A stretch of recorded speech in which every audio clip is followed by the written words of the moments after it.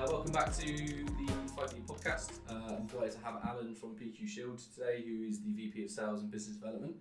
I suppose first of all, it's better to introduce yourself, right? So tell us who you are, where you've come from, and what PQShield are all about. Yeah, sounds good. So as you said, I'm Alan Grau. I work for PQShield.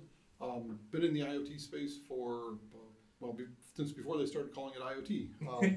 Actually, originally, started out my career at AT&T Bell Labs and Motorola before starting a company called Icon Labs that was a player in the IoT security space for 20 plus years. And so we started as a startup and just kind of maintained for a while. I actually sold the company to Sectigo about 3 years ago.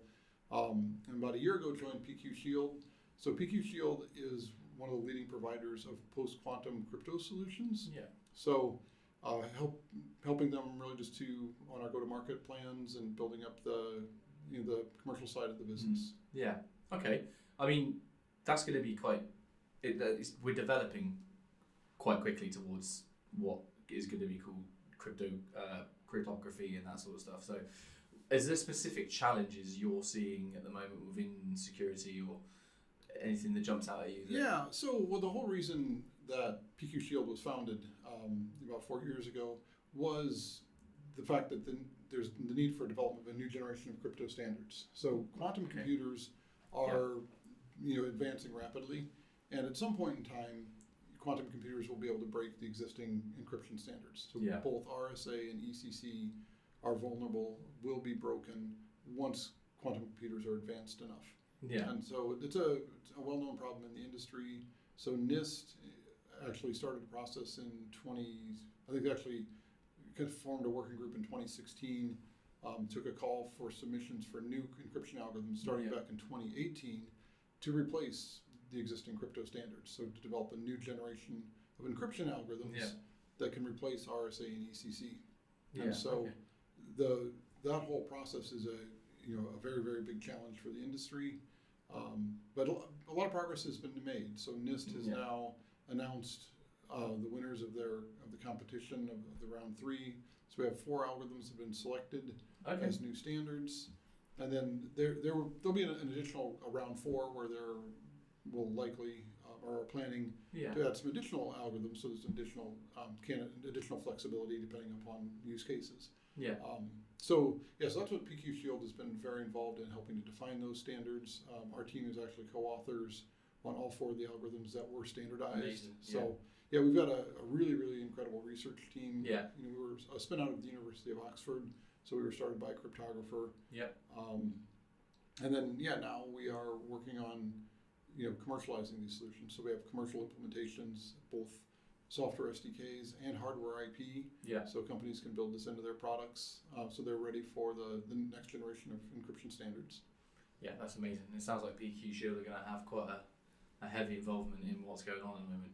So walking away slightly from what you guys are working on at the moment and PQShield, what is your personal thoughts on cybersecurity at the moment and what's happening in the industry? Yeah, so it's a big question because it's a big space, right? I mean, cybersecurity. If you go to, especially some of the bigger conferences, right, there are people approaching cybersecurity from many, many different angles, and which is appropriate because there's many attack vectors and many things that need to be buttoned up. I feel that though, we are making progress, right? Companies, the solutions are available, right? The ability to make products far more secure, the solutions exist, and many of the OEMs, many of the large software companies, chip manufacturers, across the board are investing much more heavily in cybersecurity. They're starting to, or investing more heavily. I don't want to say starting to, but building upon what they've done previously to really add additional security into their products, which is encouraging, right? We're still seeing a lot of attacks, but many of those are against older systems that haven't been patched, or systems that just weren't up to standard, right? And unfortunately, there's still too many of those. But overall, I feel like the industry is moving in the right direction. Yeah, for sure. I think people are starting to put it at the forefront in their minds rather than thinking before, okay, how could I have prevented that? It's like, okay, so what can I do to try and neuralize what's going on? I think cost has always been a factor, right? And I think people are starting to realise that the implications of not spending the initial budget to the implications of okay, well, it's too late. It's quite big. No, so I think people are starting to think about that and realise that. yeah, I had a conversation. This has probably been 10 years now, with a very senior executive at a company that produces control equipment for oil and gas pipelines, refineries, those sorts of systems. And his question to me is, what's my ROI if I invest in cybersecurity over the next, what's my ROI over the next 24 months if I invest in cybersecurity? And that's just the wrong mindset. Yeah. And that's changing.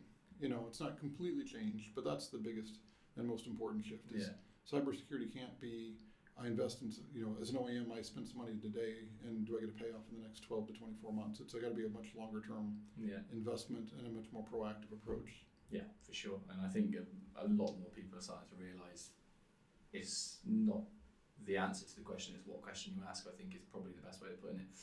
Look, amazing. I think your insights and what PQShield are up to at the moment is very exciting and quite important, actually, is another word that I'm going to use on that. So just for the audience purposes, where can we find you personally? What's the website for the business? Yeah, so PQShield, it's just pqshield.com, all one word. You can find us on Twitter or LinkedIn. We're easy to find on social media if you look for us. And you can find me on LinkedIn as well. Perfect. All right. Thank you very much. It's been a pleasure. Great. No worries.